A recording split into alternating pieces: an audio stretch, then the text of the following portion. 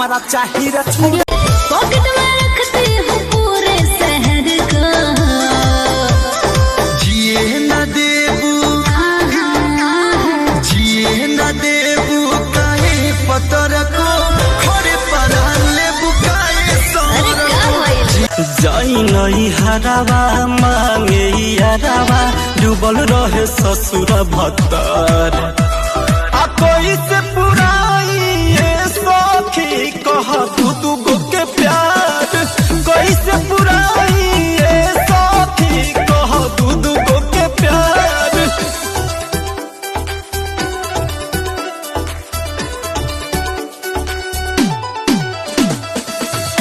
घड़ी बड़ी यारी जानी खोरा अब ही तो छोट बटी कोढ़ा ले जाई जाने खोरा बेरी बेरी छुआ तानी होई का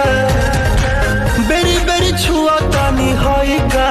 हे राजा तू तो जवान हम लइका हे राजा तू तो जवान हम तारा दिलवा में हमारा तो खोट लागता। ये छोटी तारा चोटी से चोट लागता सचो ये छोटी एने मोने टोच का करेलो बदनिया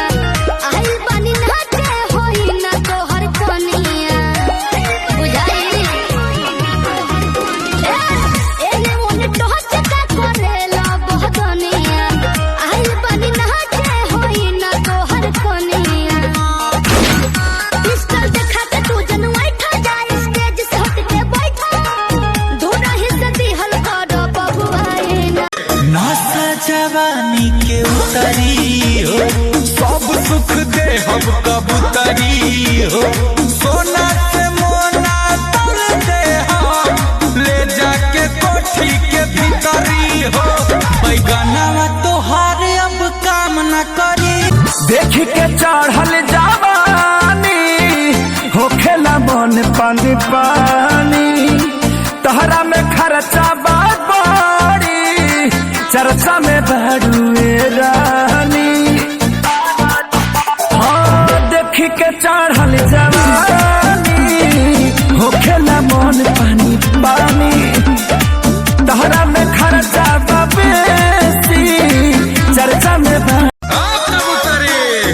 नशा जवानी के उतरी हो सब सुख दे हम कबूतरी हो सोना से मोना तोड़ दे हम ले जाके कोठी के भीतर सोना ऊपर कब नीचे हाथ डाल बीच बीच जब हला करी मुंह धके चुप चुप करे